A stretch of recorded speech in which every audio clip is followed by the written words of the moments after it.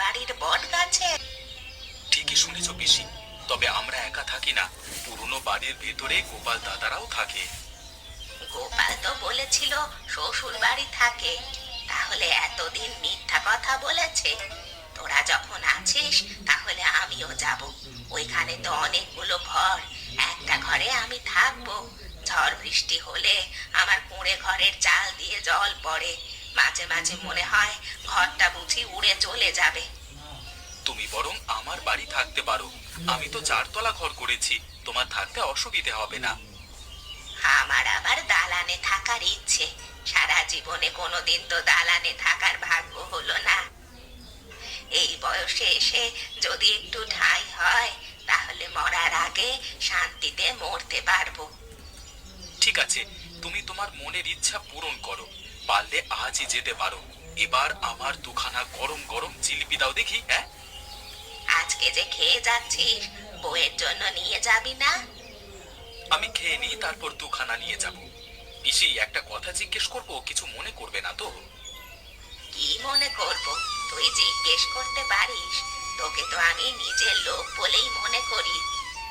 তোমার স্বামী সংসার কি কোনোদিন হয়নি? আমি জন্মে থেকে তোমাকে একা দেখি, কিন্তু কোনোদিন কিছু জানতে চাইনি। আমার বিয়ে হয়েছিল, কিন্তু বিয়ের 3 দিনের মাথায় আমার স্বামী হঠাৎ করে বমি করতে করতে মারা যায়। তারপর আর কোনোদিন বিয়ে করিনি। খুবই কষ্ট পেলাম। আচ্ছা, আমি এবার যাবো। তুমি ওকে কখনো গরম গরম জিলিপি দিয়ে যাও তো। যাক, এই বয়সে এসে দালানে থাকার সৌভাগ্য হলো। যতদিন বেঁচে থাকবো ততদিন এখানেই থেকে যাব। পিসি, তুমি এখানে কেন? তুমি জানো না এই বাড়ি এখন আমাদের? আমাদের অনুমতি ছাড়া এখানে কেউ আসতে পারে না। তুমি চলে যাও, নইলে তোমাকে আমরা বের করে দেব। এটা কারুর বাড়ি নয়। অনেক বছর আগে এখানে জমিদার বিক্রম আর তার পরিবার বসবাস করত। জমিদারের কোনো ছেলে পুলে ছিল না, তাই জমিদার দুঃখে আত্মহত্যা করেছিল। তারপর থেকে আস্তে আস্তে এই বাড়ি জনমানব শূন্য হয়ে যায়। জমিদার আত্মহত্যা করেছিল বলে ভয় কেউ এই দিকে আসে না। আমি তোমার কাছ থেকে কোনো ইতিহাস শুনতে চাই না। ভালো চাও তো এই বাড়ি থেকে বার হয়ে যাও।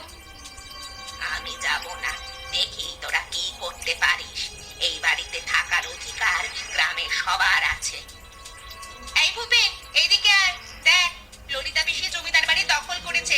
কিছুতেই ললিতা পিসিকে থাকতে দেওয়া যাবে না। কি হয়েছে, এত চিৎকার করছো কেন?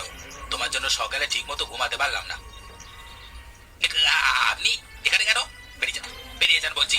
এখন যদি চলে না যান আপনার অবস্থা খারাপ করে দেবো। দিদিদের গ্রামেই তো আপনার বাড়ি, আপনার একটা মিষ্টির দোকান আছে না? আপনি চলে না গেলে মিষ্টির দোকানটা ভেঙে মাটির সাথে মিশিয়ে দেবো। বাবা, বাবা, তুমি এত বড় ক্ষতি আমার করো না। আমার দোকান ভেঙে দিলে আমি যে না খেয়ে মরে যাব। আমি এখনই চলে যাচ্ছি। এখানে কি হয়েছে? তোমাদের চিৎকার আমি শুনে চলে এলাম। আমি এখানে থাকতে এসেছিলাম, এরা আমাকে তাড়িয়ে দিচ্ছে। পিসি, তুমি আমার সাথে চলো, তারপর দেখবো তোমাকে থাকতে দেয় কি না দেয়। দিদি, দিদি, আমি তোকে কথা দিচ্ছি, আজকে রাতে 4 তলা বাড়ি আমি ধ্বংস করে দেব। আগে গাছের ডাল কাটবো, তারপর গোড়া কাটবো। আজকে রাতের মধ্যেই বট গাছের কোনো চিহ্ন আঁকা যাবে না। জমিদারের সম্পত্তি কাউকে ভোগ করতে দেব না। দাদা, মনে হচ্ছে বৃষ্টি হবে। সাবধানে, পা পিছলে আবার পড়ে যাও না। এই দেখো, বৃষ্টি শুরু হয়ে গেল। যা, বৃষ্টি আজকে আমাদের থামাতে পারবে না। সাপ? হ্যাঁ হ্যাঁ, কোথায় চাপ? আরে বাবারে, মরে গেলাম রে। আমার হাতটা ভেঙে গেছে। ওরে ভূপেন রে, আমাকে বাঁচা। বুঝতে পেরেছি, আমাদের দ্বারা এই গাছ কাটা সম্ভব হবে না। দাদা, তুমি আমাকে ধরো, তোমাকে ঘরে নিয়ে যাই। আরে বাবারে, ওরে ভূপেন রে, তোকে ধরে ওঠার মতো শক্তি আমার নেই। তোর দিদিকে ডেকে নিয়ে আয়, তারপর দুজনে মিলে আমাকে নিয়ে যাবি। ঠিক আছে, আমি দিদিকে ডেকে নিয়ে আসছি। ওরে, আমার এ কি হলো? আমি আর হাঁটতে পারবো না। আমার আর দালান বাড়িতে থাকা হলো না, কপালটাই খারাপ। তবে তোদের বাড়িটা বেশ সুন্দর, খুব আরাম, গরম কম লাগে। এই জন্যই তো এখানে বাড়ি করেছি, ঝড় বৃষ্টি হলেও ভাঙার ভয় নেই, আবার গরমেও কষ্ট কম। সে তুই ঠিক বলেছিস, তবে প্রত্যেক মানুষের তো একটা করে শখ থাকে।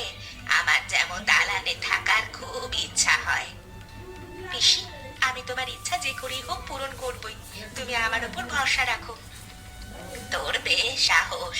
শোন মা, আমাকে তাড়াতাড়ি খেয়ে দোকানে যেতে হবে।